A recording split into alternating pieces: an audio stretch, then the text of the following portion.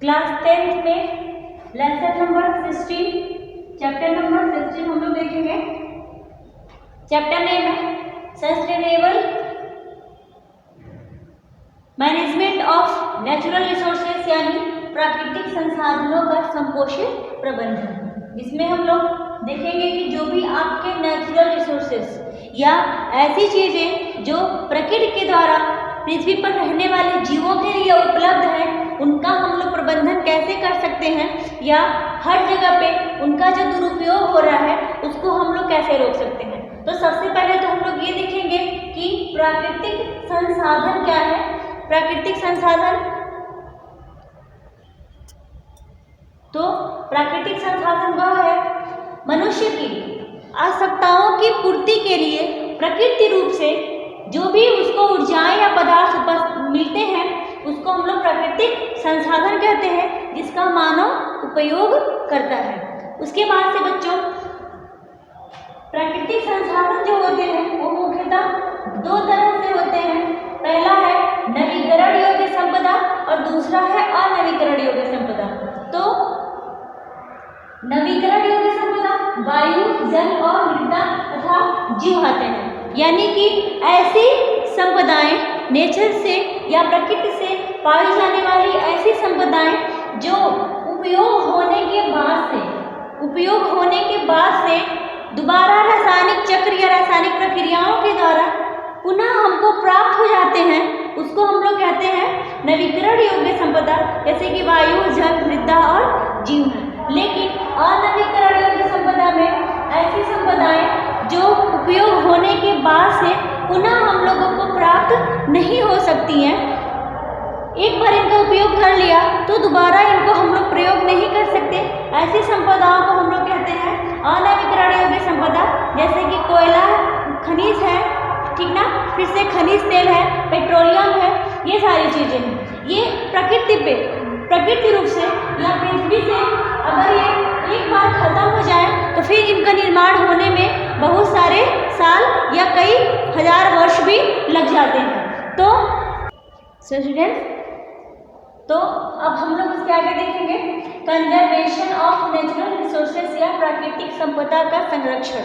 जो भी प्राकृतिक संपदाएं हमारे पृथ्वी पर उपस्थित हैं या हम लोगों के लिए यूजफुल हैं, उसका हम लोग कैसे संरक्षण कर सकते हैं। तो पहला है सॉइल कंजर्वेशन या भूमि संरक्षण। भूमि संरक्षण का मुख्य रूप से यही उद्देश्य है कि जो भी आपके भूमि या मिट्टी की जो उर्वरा शक्ति है उस उर्वरा शक्ति को बनाए रखना। मिट्टी की उर्वरा शक्ति को बनाए रखने के लिए इसमें जो घने फसल हैं उनको बोने चाहिए। उसके साथ साथ फसल चक्र भी उपयोगी होता है आपके मिट्टी या सॉइल की उर्वरा शक्ति को बनाए रखने के लिए। नेक्स्ट क्या है कि भूमि संरक्षण के लिए सबसे अधिक आवश्यक है कि जो भी मृदा अपरदन होता है, यानी कि जो मिट्टी का कटाव होता है, मिट्टी के कटाव को भी हमें रोकना चाहिए, जिससे हमारा भूमि संरक्षित होता है। और मृदा अपरदन अधिक होने से जो मिट्टी की उर्वरा शक्ति होती है वह धीरे धीरे कम होती चली जाती है। तो इसके लिए मृदा अपरदन को रोकना चाहिए, और मृदा अपरदन को रोकने के लिए अधिक से अधिक पेड़ पौधे लगाने चाहिए। और उसके साथ साथ जो भूमि की उर्वरा शक्ति है इसके लिए फसल चक्र को अपनाया जाना चाहिए। नेक्स्ट, जो भी आपके रासायनिक खाद आते हैं या उन रासायनिक खादों का उपयोग कम करके जो आपके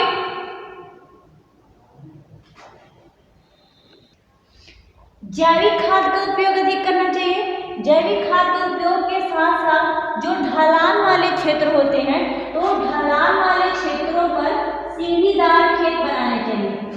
ढलान वाले क्षेत्रों पर सीढ़ीदार खेत बनाने चाहिए, जिससे कि मृदा अपरदन या भूमि का कटाव कम होता है। और उसके साथ साथ जो आपके पशुओं के चरने की जगह होती है, तो जहाँ पे अधिक पशु चरते हैं वहाँ पर भी मृदा अपरदन अधिक होता है। तो पशुओं के जो चरने की जगह होती है वहाँ पे उनको चरने से रोकना चाहिए ताकि वो मृदा अपरदन कम हो। नेक्स्ट क्या है, दूसरा वाटर कंजर्वेशन या जल संरक्षण। जैसा कि हम लोग जानते हैं कि पृथ्वी पर रहने वाले प्रत्येक जीव के लिए आपका जल अधिक आवश्यक है। तो जल का संरक्षण या कंजर्वेशन करना हमारे लिए अति आवश्यक होगा। क्यों? कि आए दिन जो जल या आपके जो नदियां हैं वो दिन पर दिन प्रदूषित होती चली जा रही हैं। तो जल संरक्षित करने के लिए सबसे पहले हम लोग ये देखेंगे कि जो जल होता है, यानी जल हमारे लिए आवश्यक है, तो इसलिए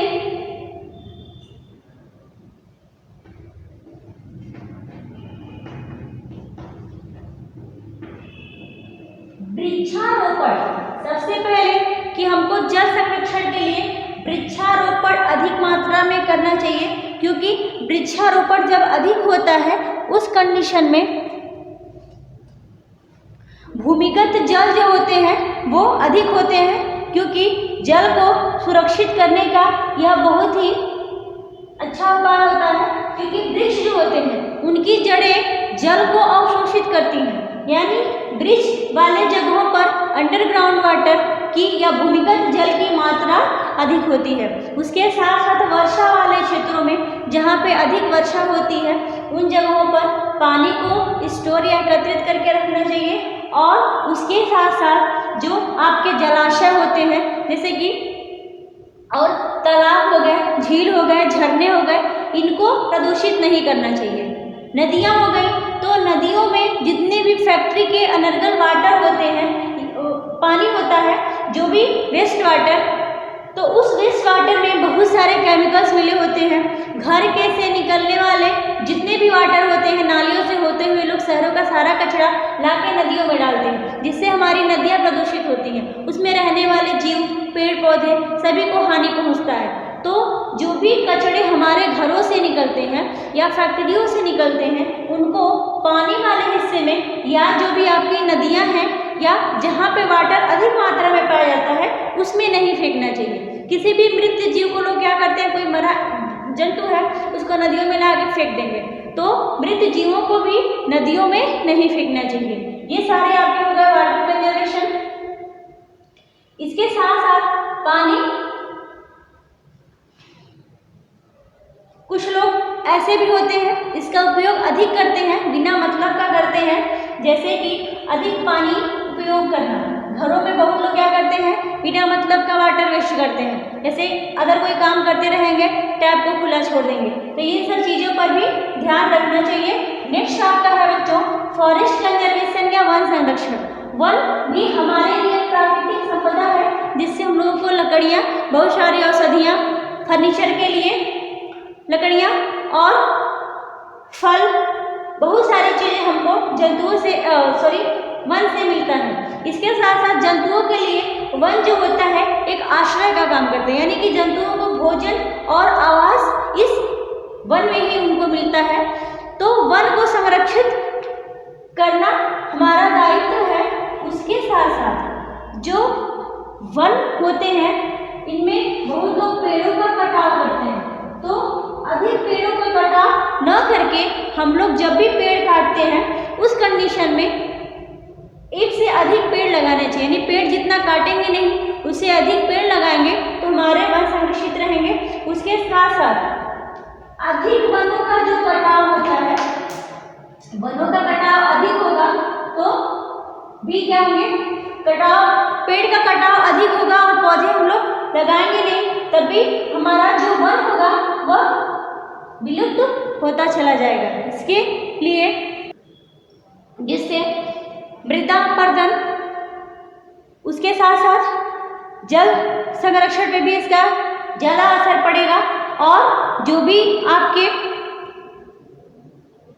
संतुलन होगा वो भी बिगड़ जाएगा, यानी बाढ़ आने का खतरा अधिक हो जाता है। तो इसलिए फॉरेस्ट कंजर्वेशन या वन को संरक्षित करने के लिए हमें अधिक मात्रा में पेड़ लगाने चाहिए, वनों का कटाव कम करना चाहिए और इसके साथ साथ जो पेड़ों में बहुत सारी बीमारियां और कीट होते हैं जो इनको नुकसान पहुंचाते हैं, उससे इनका बचाव करना चाहिए। सो स्टूडेंट्स, अब हम लोग चौथा देखेंगे वाइल्ड लाइफ कंजर्वेशन या वन्य जीव संरक्षण। आगे नेक्स्ट हम लोग देखेंगे वाइल्ड लाइफ कंजर्वेशन या वन्य जीव संरक्षण। इसमें क्या होता है कि जो भी हमारे जीव हैं, जीवों से मनुष्य अपना लाभ लेने के लिए क्या करता है, उनको मार देता है और मारने के बाद से जैसे कि मगरमच्छ हो गई, उसके खाल का उपयोग, तो मगरमच्छ को अधिक मात्रा में मारे जाने की वजह से ये विलुप्त होते जाते हैं और इनके बाद से मछलियों की संख्या बढ़ने लगती है, जिसके कारण छोटी मछलियाँ जो मनुष्यों के उपयोगी होती हैं या मनुष्यों के भोजन के लिए उपयोगी होती हैं, उनको बड़ी मछलियाँ खाने लगती हैं। उसके साथ साथ सांप को भी या तो लोग दुश्मन समझ के या अन्य उसकी खाल के लिए जैसे भी उसको मार देते हैं, तो इस वजह से चूहों की संख्या बढ़ जाती है और चूहे खेतों में, गोदानों में इनका बहुत ही ज़्यादा ये बढ़ जाते हैं, जिससे नुकसान होता है। और इसलिए वन्य जीवों को संरक्षित करने के लिए उन्हें हमको मारना नहीं चाहिए और उसके साथ साथ जो वन्य जीव होते हैं उनके संरक्षण पे अधिक ध्यान देना चाहिए। जो भी आपके गवर्नमेंट की तरफ से जो भी नियम कानून है उसका पालन करना चाहिए और इनके संरक्षण के लिए जो भी जू है, राष्ट्रीय उद्यान है, चिड़ियाघर है, इनको बनाया जाना चाहिए। सो स्टूडेंट्स, नेक्स्ट आपका है conservation of non renewable resources, मतलब अनवीकरणीय संपदा का संरक्षण। तो अनवीकरणीय संपदा जो होते हैं ये प्राकृतिक रूप से हमारे पृथ्वी पर उपस्थित होते हैं, जो मानव के लिए उपयोगी होते हैं। और अनवीकरणीय संपदा जिसका हम लोग एक बार उपयोग कर ले तो दोबारा उपयोग इनका नहीं हो सकता या इनके समाप्त होने के चांसेस पृथ्वी से बहुत अधिक हैं। तो इस तरह से इनके संरक्षण के लिए या तो इनका उपयोग हम कम करें या फिर इनका जो अन्य बहुत ज़्यादा वेस्ट होता है या बेमतलब जहाँ पे इनका उपयोग होता है उसको रोकें, ताकि जो जैसे कि आपका कोयला है, पेट्रोलियम है, तो पेट्रोलियम से जैसे बहुत सारे खनिज ऑयल हमको मिलते हैं जिससे हम लोगों के व्हीकल्स चलते हैं जो ईंधन के रूप में काम करते हैं। तो इन चीज़ों का कम मात्रा में उपयोग होना ही इनका संरक्षण हो सकता है। नेक्स्ट स्टूडेंट्स, कि ये अनवीकरणीय संपदा हमारे पृथ्वी पर सीमित मात्रा में उपस्थित है। अगर इनका लगातार उपयोग होता रहा तो एक समय पे ये क्या हो जाएंगे, आने वाले समय में ये खत्म हो जाएंगे और खत्म होने के बाद से जो हमारी पृथ्वी है वह ऊर्जा संकट में पड़ जाएगी। तो इनका उपयोग हम लोग सीमित मात्रा में या आवश्यक रूप से ही करें, न कि अनावश्यक रूप से। नेक्स्ट हम लोग देखेंगे गंगा सफाई योजना। गंगा सफाई योजना, जैसा कि हम लोग जानते हैं कि गंगा हमारे देश की नदी है। गंगा नदी का पानी बहुत ही स्वच्छ और साफ माना जाता है, लेकिन इस समय क्या है कि हमारे गंगा का पानी जो है वह दूषित हो चुका है। क्यों? गंगा सफाई योजना 1985 में स्टार्ट की गई थी, जो कई करोड़ की योजना थी।